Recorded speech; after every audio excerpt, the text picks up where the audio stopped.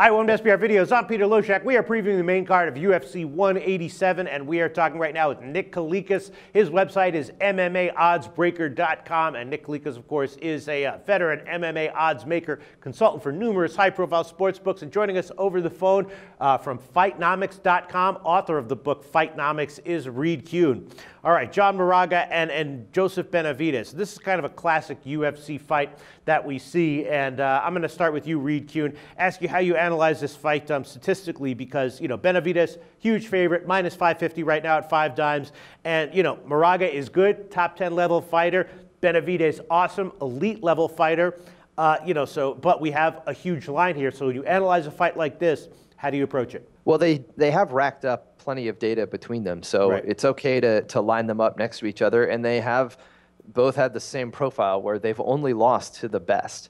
And so they've also faced a lot of the same competition. It's not a very deep division, so there is a lot of overlap in who the common opponents have been. So just line these two guys up in performance metrics, and Benavidez is better in almost every single metric, and he's very close in the two where he's not. So I just see him as better all around. I think the submission game where Moraga has excelled in the past, he's not going to be able to submit Joseph Benavidez.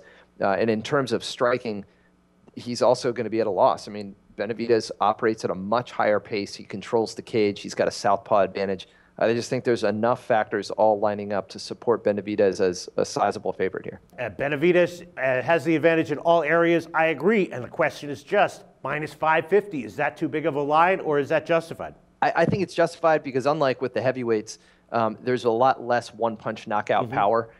We have seen these guys both get dropped against Dodson and Mighty Mouse Johnson, but that's against title caliber opponents.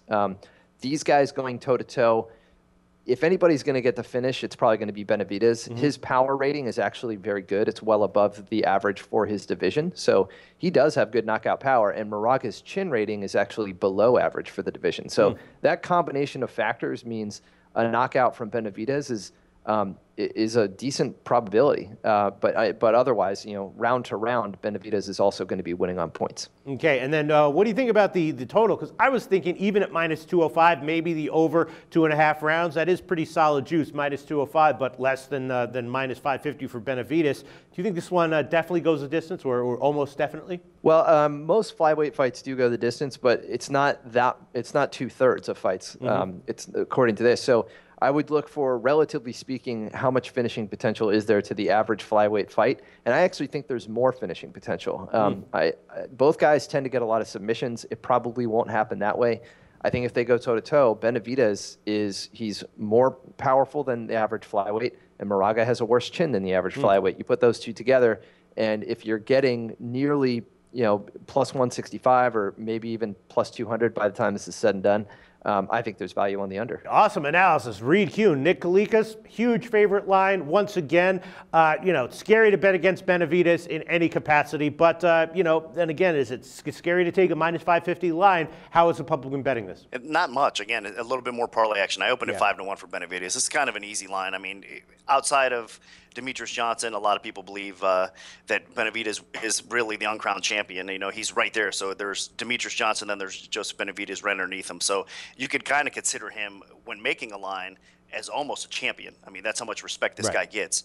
So, Moraga being this big of a dog, though, it's kind of a little scary because he does have a puncher's chance, no doubt about it. I mean, we've looked, Benavidez did get dropped against Demetrius Johnson, and Moraga does have a lot of power on the feet as well. So he does have that puncher's chance. That's why I wouldn't necessarily jump the gun and go crazy betting on Benavidez, because I don't think it happens. Like Reed said, I think Benavidez actually has almost a better shot of knocking him out as well.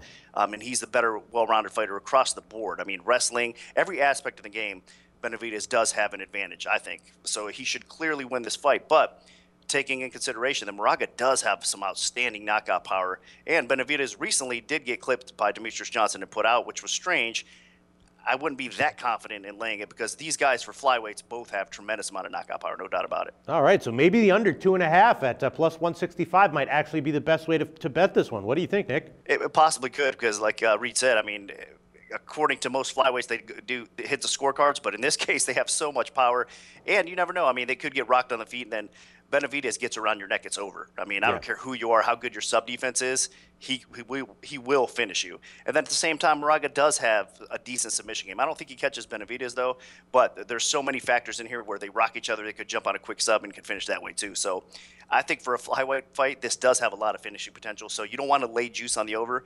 I think it's a dog or pass situation as far as the total goes for sure. Reed Kuhn, let's get a final recommended bet here. I'm thinking maybe the final recommended bet might be just under 2.5 at plus 165, currently at 5 dimes. Or do you think maybe like Benavidez inside the distance, something like that might be better? What do you think, Reed? I would just take the under. Okay. I think that's a reason you're getting a reasonable return, and the other prices are just too steep. Okay, we got it. Reed Kuhn from Fightnomics.com and Nick Kalikas, of course, from MMAOddsBreaker.com. Thanks so much for being with us today.